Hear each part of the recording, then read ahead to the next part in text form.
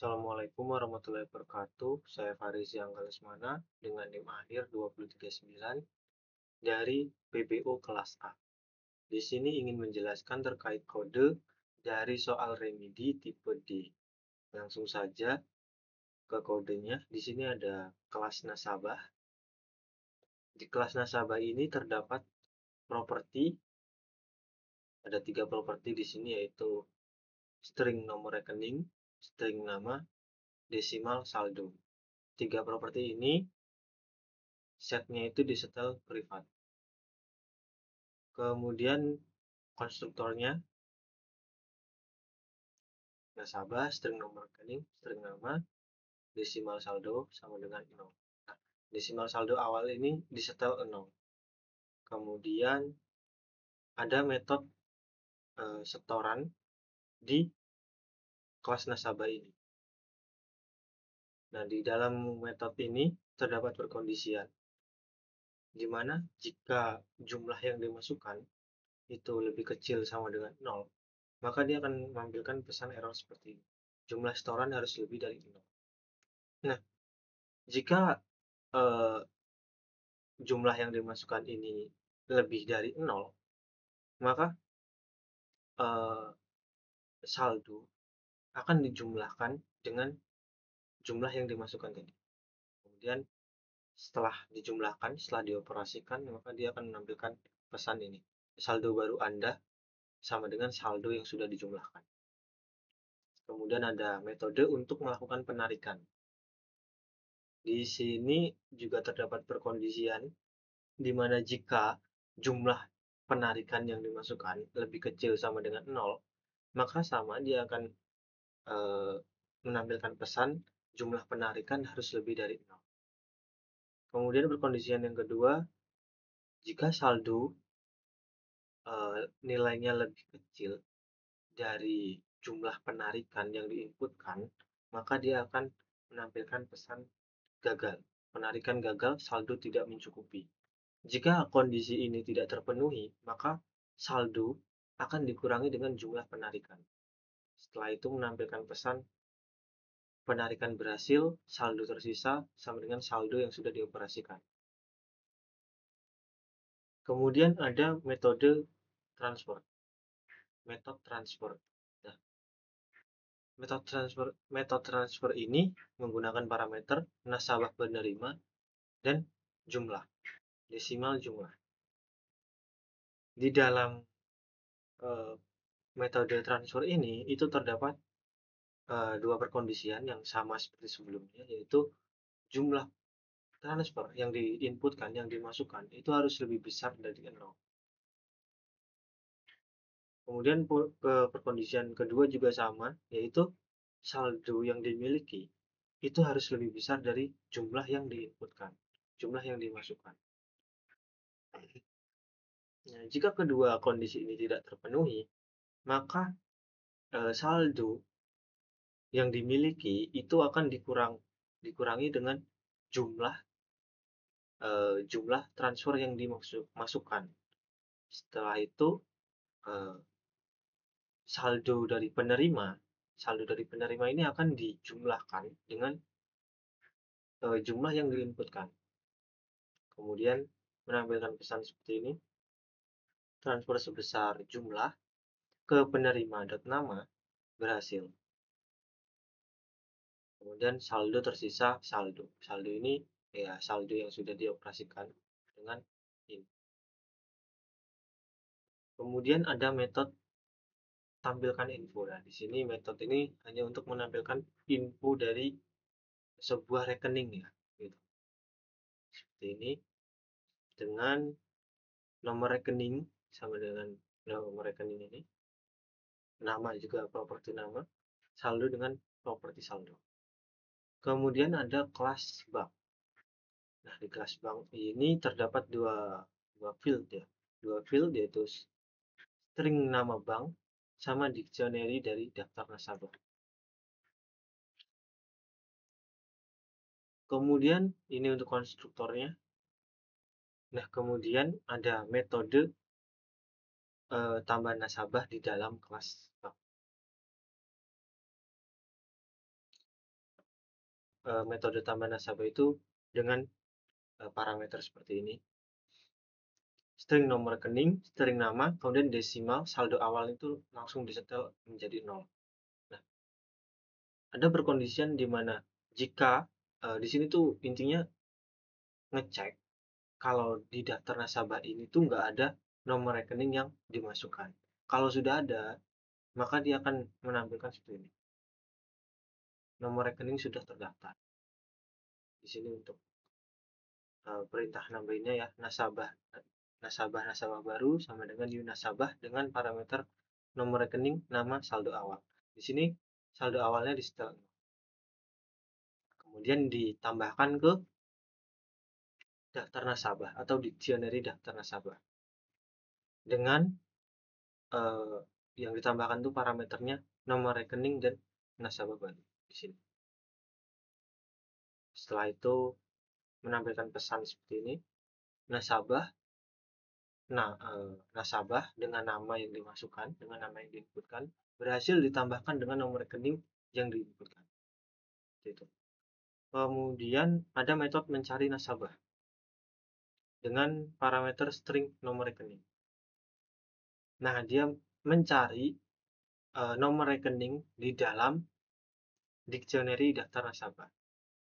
Kemudian outnya seperti ini. Kelas nasabah dengan variabel nasabah. Setelah itu ada metode untuk menampilkan semua nasabah. Seperti ini. Di sini untuk ada perkondisian di mana dia akan menghitung menghitung nilai yang ada di dalam dictionary daftar nasabah. Jika ya nilai yang ada di dictionary daftar nasabah ini sama dengan 0, maka dia akan menampilkan pesan belum ada nasabah yang terdaftar. Nah, di sini for each var nasabah in daftar nasabah.value ini tuh dia akan mengiterasi nilai nasabah yang ada di dalam daftar nasabah. Nah, value ini dia tuh hanya berfokus sama nilainya tanpa peduli key. Setelah itu dia nampilin seperti ini. Nomor rekening, nasabah.nomor rekening.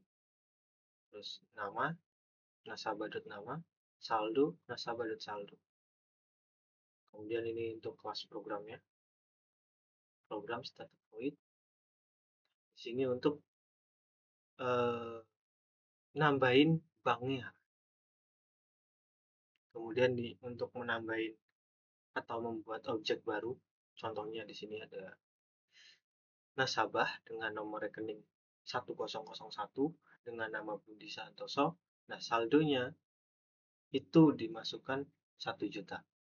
Kemudian objek kedua, nomor rekeningnya 1002, namanya Siti Rahayu, nilai saldonya 2.500.000. Objek ketiga, nomor rekeningnya 1003. Sorry, bukan objek, nasabah lah ya, nasabah. Nasabah ketiga dengan nomor rekening 1003, namanya Ahmad Dhani. Di sini saldonya itu 5 juta. Kemudian nampilin seperti ini. Selamat datang di sistem layanan digital Bank Pelita. Bol lanjutkan sama dengan true. Nah, di sini berfungsi untuk di perulangannya. Selama lanjutkannya sama dengan true, maka dia akan looping terus menerus. String nomor rekening sama dengan login. Nah, di sini ini fungsinya untuk di perkondisian ini. Jika nomor rekening ini variabel ini itu kosong, maka dia akan menampilkan ini. Console Wetland, menu login, kemudian login dengan nomor rekening, lihat data nasabah, kemudian keluar. Nah, di sini ada untuk menginputkan pilihan dari menu yang ditampilkan. Kemudian pilihan tersebut akan disimpan ke variabel pilihan. Kemudian pilihannya akan di switch case seperti ini. Case pertama, jika pengguna menginputkan 1, maka akan menampilkan seperti ini, masukkan nomor rekening, kemudian meminta input. Nah, inputannya akan dimasukkan ke dalam variabel nomor rekening dengan tipe data string. Kemudian setelah itu nasabah nasabah sama dengan bank pelita dot cari nasabah dengan parameter nomor rekening. Nah, cari nasabah di sini adalah metode yang sudah dibuat tadi. Nah, di sini dia dipanggil ke case 1. Kemudian ada perkondisian. Jika nasabah tidak sama dengan 0, artinya jika nasabah tidak sama dengan kosong, maka nomor rekening yang diloginkan, ini parameter ini sama dengan tuh nomor rekening yang diinputkan. Kemudian kalau sesuai, maka dia akan menampilkan pesan seperti ini. Selamat datang nasabah dan nama, kemudian menampilkan info nasabahnya dengan cara memanggil metode tampilkan info di atas ini tadi. Nah, metode ini dipanggil. Kemudian jika perkondisian ini tidak terpenuhi, else-nya tuh menampilkan pesan nomor rekening tidak ditemukan. Artinya jika nomor rekening ini tidak sesuai dengan yang ada di sini, maka dia menampilkan pesan nomor rekening tidak ditemukan. Kemudian case 2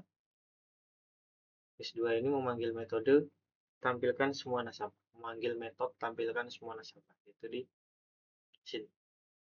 Nah, metode ini dipanggil di case 2. Nah, case 0 ini dia bakal mengubah variabel lanjutkan menjadi false. Kalau mana tadi? Ini. Kalau variabel lanjutkan ini menjadi false, artinya while ini akan berhenti. Loopingnya ini akan berhenti. Perulangan ini akan berhenti. Nah, kemudian Davi default menangani jika case-case ini tadi tidak dimasukkan. Artinya, kalau pengguna tidak menginputkan satu, selain 1, 2, dan 0, maka dia akan menampilkan pilihan tidak valid. Kemudian else. Nah, di sini kan perkondisiannya jika nomor rekening loginnya, variabel nomor rekening ini kosong, maka dia akan menampilkan ini kan. Nah, gimana kalau ada nilainya? Nah, kalau ada nilainya seperti ini, dia akan menampilkan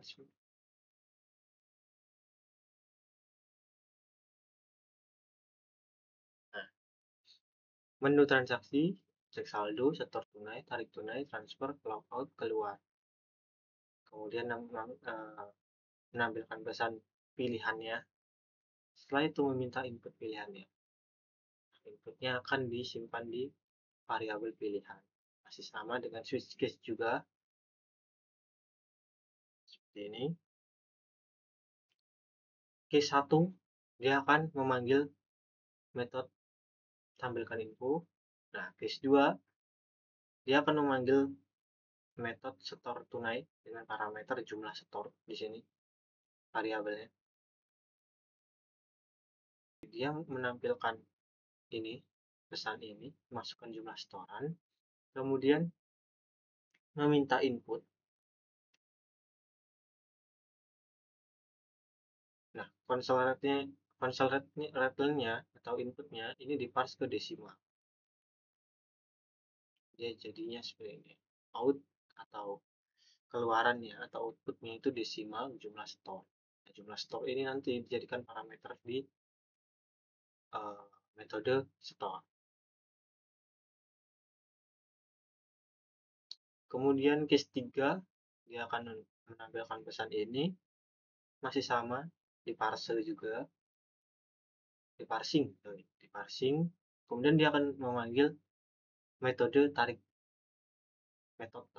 dengan parameter jumlah tarik variabelnya.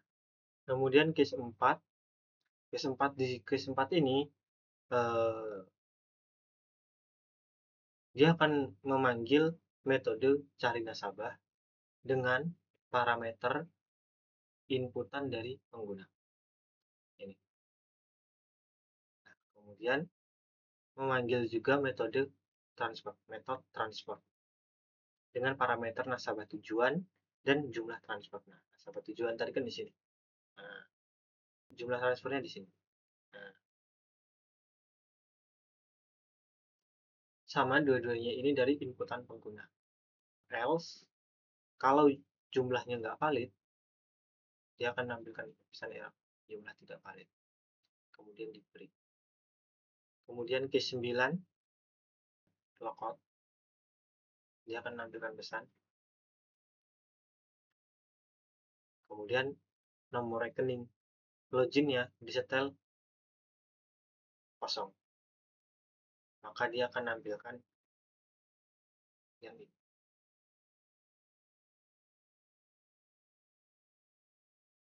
Terus case 0, nah lanjutkannya diubah menjadi false. Sama seperti yang ini. Maka perulangan ini akan berhenti dan program pun ditutup dengan terima kasih telah menggunakan sistem layanan digital Bank Pelita. Program akan diakhiri. Terima kasih. Mungkin seperti itu yang bisa saya jelaskan. Mungkin agak belibet ya, mohon maaf sebelumnya. Terima kasih sudah menyimak. Ambil jika ada hikmahnya, lupakan jika tidak ada hikmahnya. Sekian dari saya, terima kasih.